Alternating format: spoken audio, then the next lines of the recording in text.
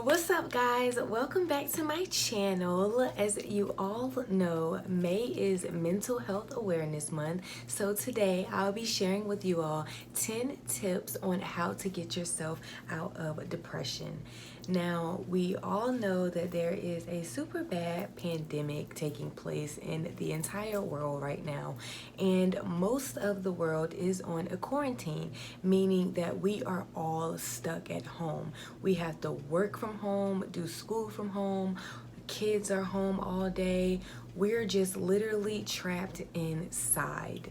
And being trapped and also looking at all of the negative things going on in the world right now can lead to depressive symptoms, and it can cause a person to fall into a deep depression. So I want to give you guys tips that I use to get myself out of depressive symptoms. Now, I am not a medical professional, but I promise you guys I did research on all of these tips and I have used them, and so have other people. So if you want to learn how to get yourself up and out of that depressive mood, then make sure you watch this video until the very end.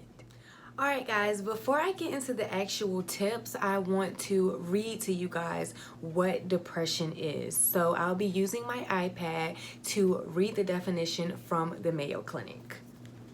The Mayo Clinic states that depression is a mood disorder that causes a persistent feeling of sadness and loss of interest, also called major depressive disorder or clinical depression.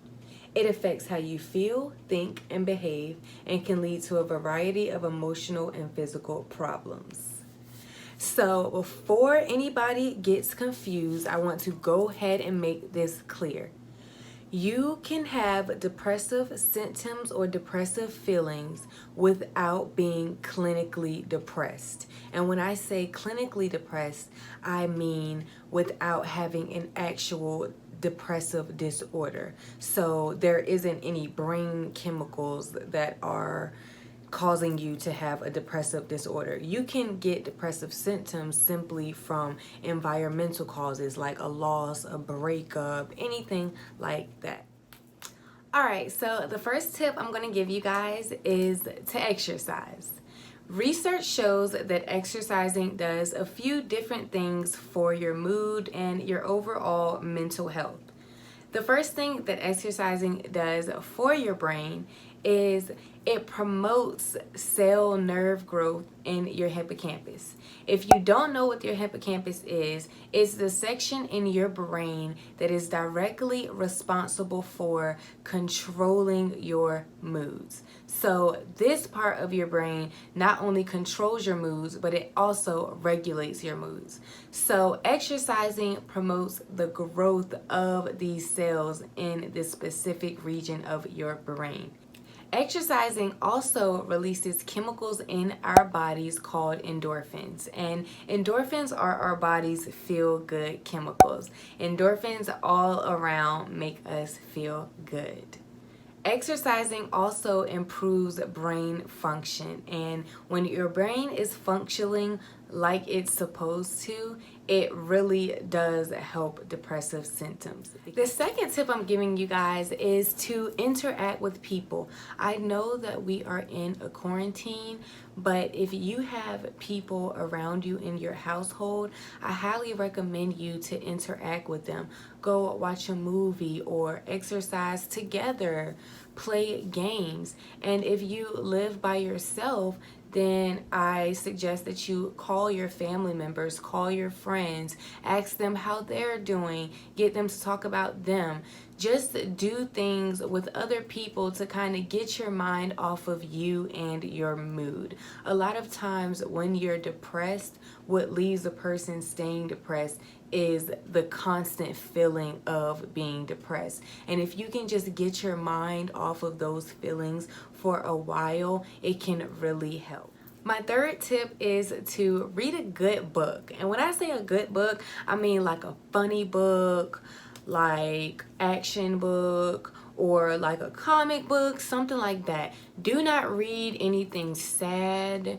Don't read anything that's like going to get you in your feelings, because that's honestly not going to do anything but make things worse. And I know this because of experience. When you are depressed, it is not good to read a book that does nothing but constantly tug at your heart, because your depressive mind is going to find some reason to relate it to you and the sadness you're in. So I suggest you read something funny, read a comedy, or even go to comic pages on social media and read those.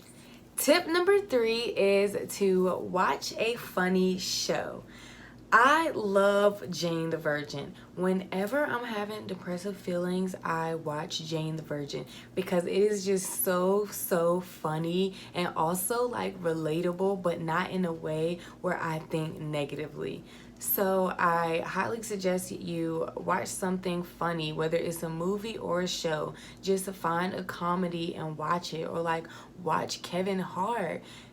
Getting your mind off of those depressive thoughts is really going to be what helps you get out of your rut, you know? So watch something funny. I'm not funny, so don't come to my videos if you want to watch something funny, okay? Develop a strong support system. I know that it's hard to open up to loved ones and family and friends about how you're feeling, what's going on, but find someone in your life who may relate, or who's just going to simply understand and be there for you. Even if they don't get it, find someone who possibly is going to be there for you, because having a strong support system really helps when you're deep down in depression. Knowing that you can have someone to call and talk to, vent to, or just simply sit in silence, it really helps. So I really suggest trying to make a strong support system for yourself, or have a check-in buddy. And this check-in buddy doesn't have to know everything about you, but make sure you do inform them that, hey, I have depression, or I tend to have depressive feelings a lot, so I'm gonna start checking in on with you, letting you know how I'm doing, letting you know if today wasn't a good day. It's always good when you can have someone to talk to, because feeling alone doesn't do anything but make depressive symptoms worse. Sometimes all a person needs is to feel like someone is there, to feel like if they fall, someone may be there to catch them. So find that person for you. My next tip is to journal. Journal has done so much for me, you guys. Like, I cannot even explain how much journaling has done for me.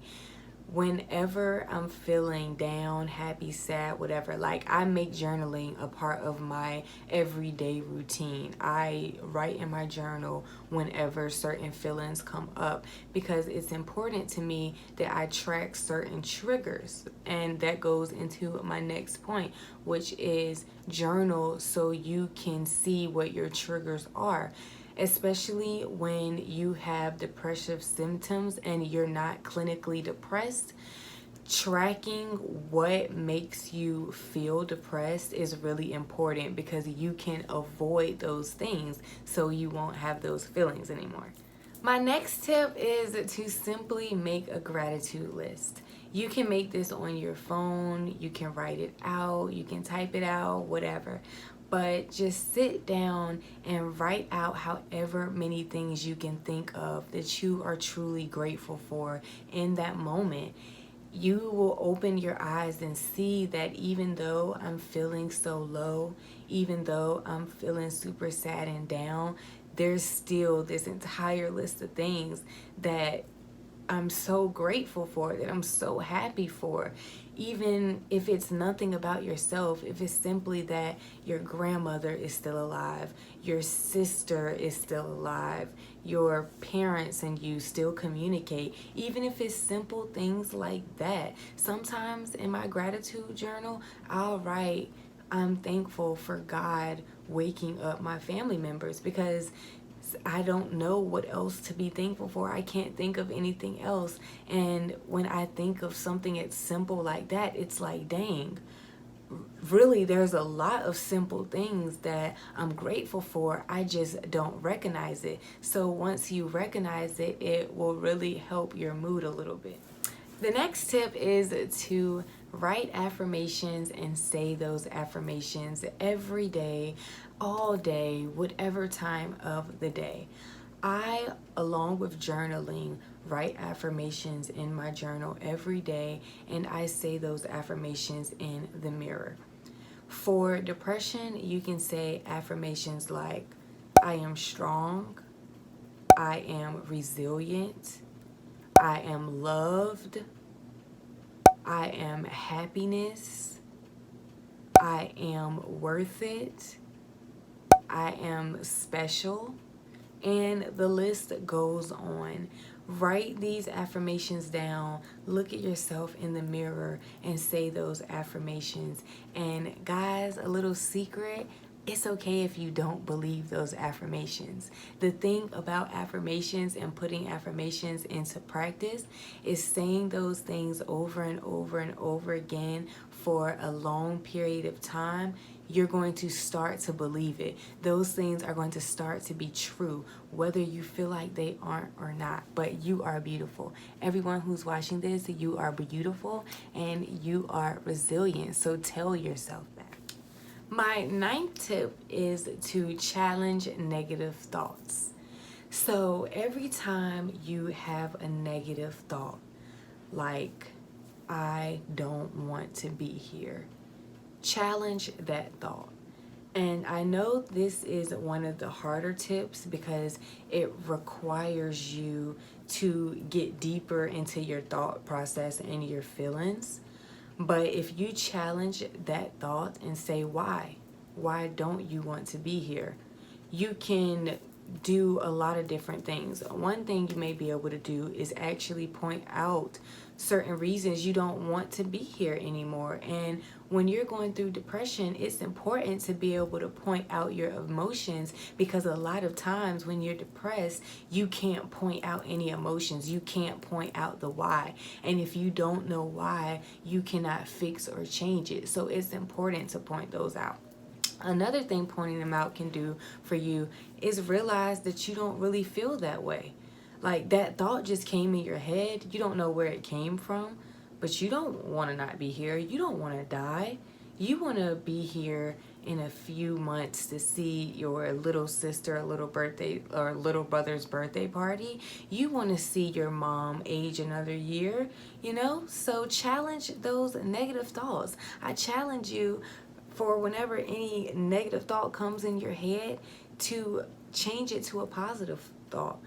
So instead of thinking, I don't want to be here anymore, when that comes up, say, no, that's a lie. I want to be here and I'm going to be here. I'm going to stay here.